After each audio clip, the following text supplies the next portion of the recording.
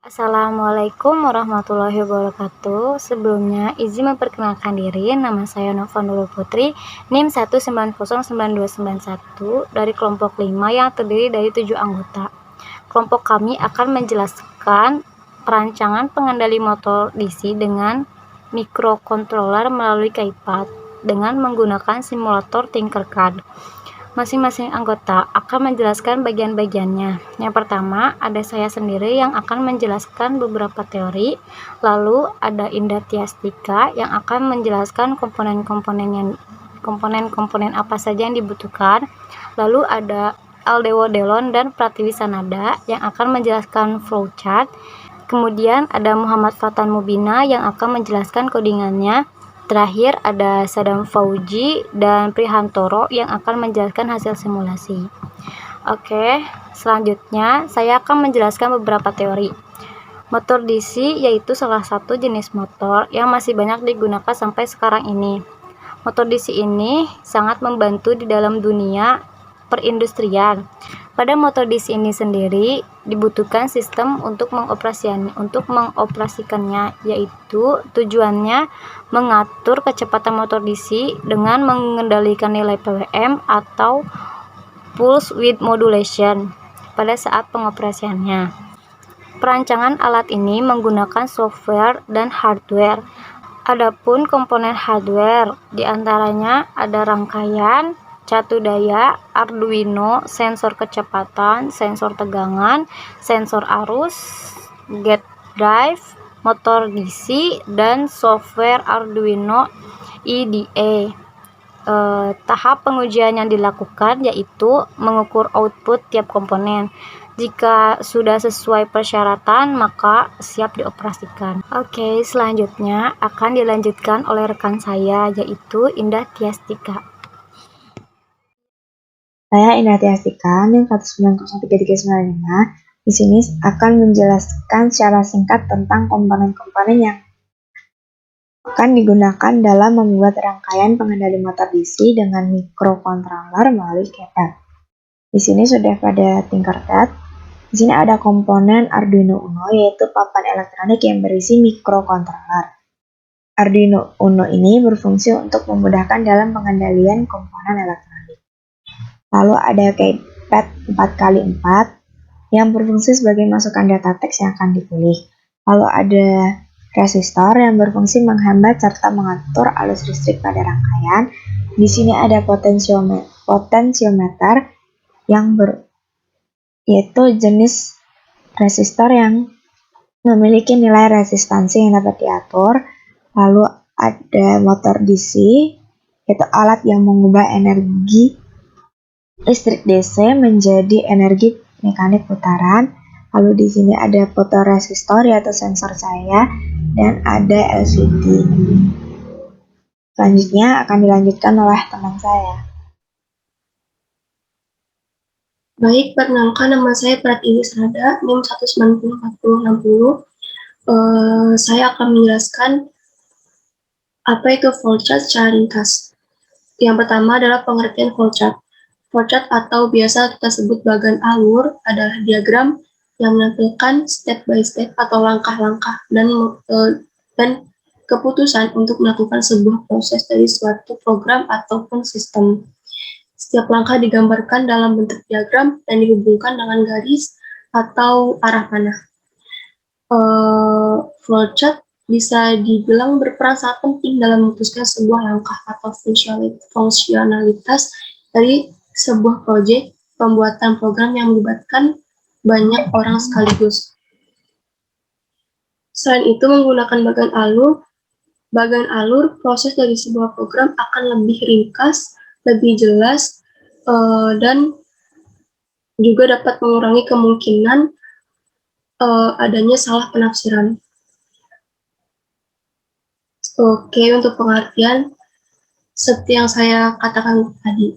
Nah, selanjutnya adalah fungsi flowchart. Fungsi utama dari flowchart itu untuk memberi gambaran jalannya sebuah program dari satu proses ke proses lainnya. Sehingga alur program menjadi lebih mudah dipahami oleh semua orang. Selain itu ada fungsi lain, flowchart bisa digunakan untuk menyederhanakan rangkaian prosedur agar memudahkan pemahaman terhadap informasi yang disampaikan. Selanjutnya adalah jenis flowchart. Ada beberapa jenis flowchart. Yang pertama itu flowchart dokumen.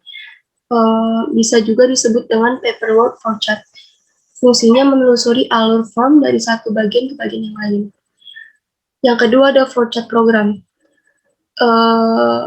Flowchart program ini menggambarkan secara rinci bagaimana prosedur dari proses program tersebut. Ada dua macam, yaitu flowchart logika program dan flowchart program komputer terinci. Yang ketiga adalah flowchart proses. Adalah cara penggambaran rekayasa industrial dengan cara merinci dan menganalisis langkah-langkah yang selanjutnya akan dilakukan. Yang keempat, flowchart system. Flowchart ini menampilkan tahapan atau proses kerja yang sedang berlangsung di dalam suatu sistem secara menyeluruh. Yang terakhir, ada flowchart skematik. Skematik ini menampilkan alur prosedur suatu sistem, hampir sama dengan flowchart system tadi, tapi ada perbedaan dalam penggunaan simbol-simbolnya. Oke, setelah jenis sistem, yang terakhir simbol-simbol sistem. Dalam flowchart ada beberapa simbol. Pada dasarnya simbol flowchart ini memiliki arti yang berbeda-beda setiap jenisnya.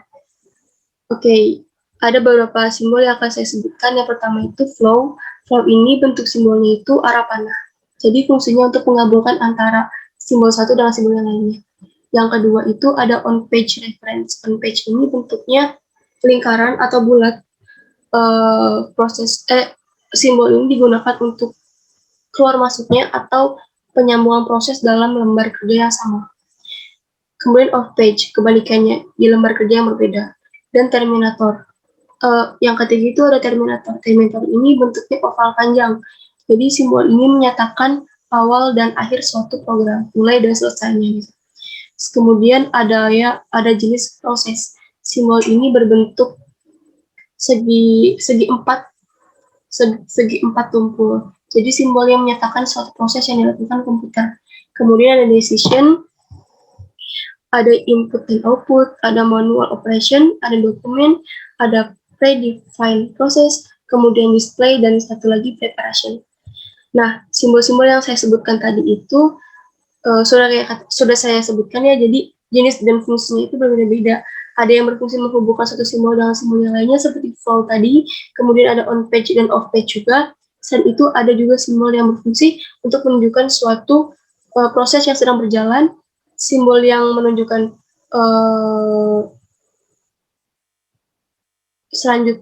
proses selanjutnya, dan juga yang terakhir terdapat simbol yang berfungsi untuk memasukkan input dan juga menampilkan output.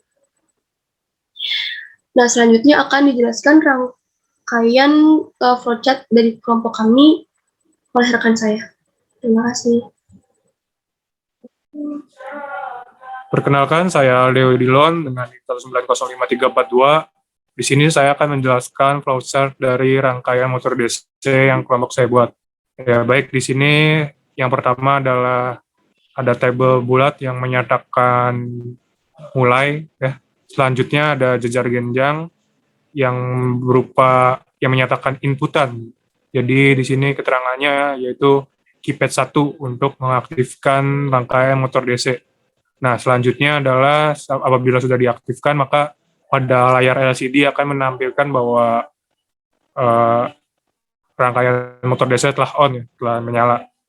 Terus kemudian ada foto resistor ya, untuk mengatur kecepatan dari RPM-nya nanti, dari RPM motor DC-nya nanti.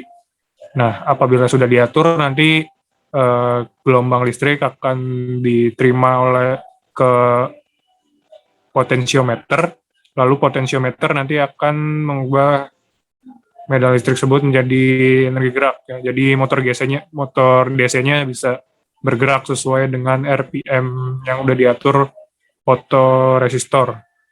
Nah, selanjutnya motor ada gate drive, lalu ada DC-DC converter ya. Nah, selanjutnya apabila simulasi atau rangkaian sudah selesai, maka kita menekan keypad 0 untuk menonaktifkan ya. Cuma di sini tabelnya itu tabel jajar genjang, tabel belah ketupat yang menyatakan iya atau tidak. Jadi apabila tidak, maka akan kembali ke inputan yang awal, yaitu tentang keypad 1 untuk menyalakan. Apabila tidak, maka akan selesai. Baik, terima kasih. Baik, bismillahirrahmanirrahim. Assalamualaikum warahmatullahi wabarakatuh. Perkenalkan, nama saya Muhammad Fathar Mubina dengan NIM 1905564. Di sini saya akan menjelaskan ya terkait coding yang digunakan untuk sebuah perangkat ini Arduino Uno dengan motor DC yang bisa dikendalikan dengan keypad. Nah, di sini ada include liquid crystal.h dan include keypad.h. Nah, liquid crystal ini sendiri itu digunakan untuk LCD ya, untuk LCD, dan keypad ini digunakan untuk keypad. Nah, di sini ada integer signal pin _1 sama dengan A0. Nah, ini fungsinya untuk mendeteksi dari ini ya, fotoresistor dan yang tersambung ke motor DC-nya gitu. Sebetulnya tanpa fotoresistor bisa dilakukan gitu. Tapi tanpa fotoresistor itu tidak bisa dikendalikan RPM-nya. Nah, maka dari itu menggunakan fotoresistor supaya RPM-nya dapat dikendalikan. Nah, di sini ada char custom key. Nah, ini untuk mengcustom lah apa saja yang bisa digunakan di keypadnya itu. Nah, di sini ada count byte rows 4, row berarti baris ya. Dan count byte calls itu kolom 4. Nah, ini tadinya kita menggunakan keypad 4x4 seperti ini ya. 4 baris dan 4 kolom. Nah, char keys rows dan calls ini baris dan kolom kita samakan saja seperti ini, urutnya 1 2 3 A 4 5 6 B dan seterusnya. Nah, di sini background pins, call pins, keypad custom keypad. Nah, ini untuk fungsinya untuk mendeteksi keypad yang ada di sini gitu.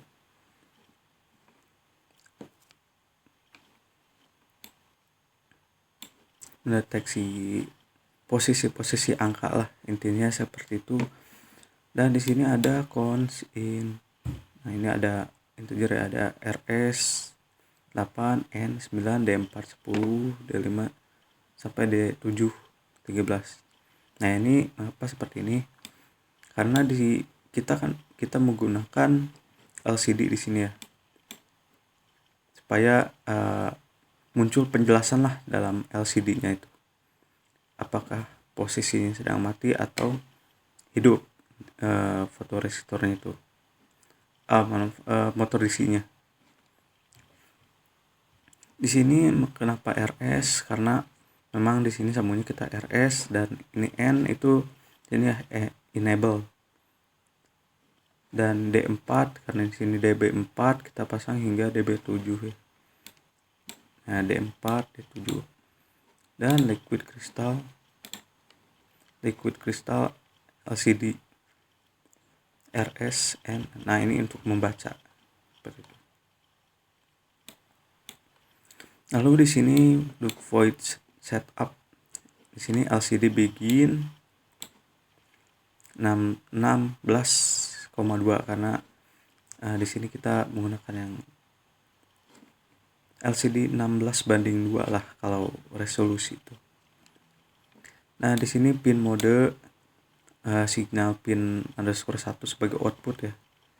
Nah, outputnya tuh tadi yang A0 itu yang kita di awal signal pin _1 yang itu A0 itu sebagai outputnya nanti. Untuk mendeteksi, maksudnya untuk menghubungkan dengan fotoresistor dan motor DC-nya. Nah, di sini ada void loop yang berisikan LCD set cursor 0.0, lalu ada LCD.print motor DC .2 ya. Nah, LCD set cursor ini posisi 0.0 ini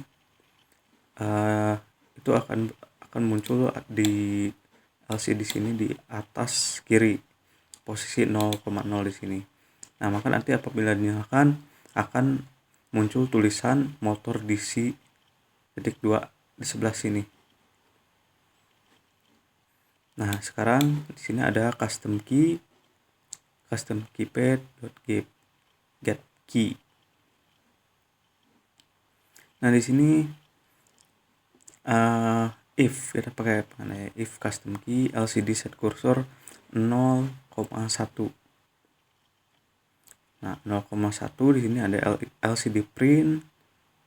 Nah, kita pakainya bintang di sini ya, bintang sebagai penanda saja sih untuk password gitu, password yang akan digunakan gitu. Jadi di sini 0,1 berarti nanti akan dimunculkan di sebelah sini ya, di bawah tulisan motor DC tadi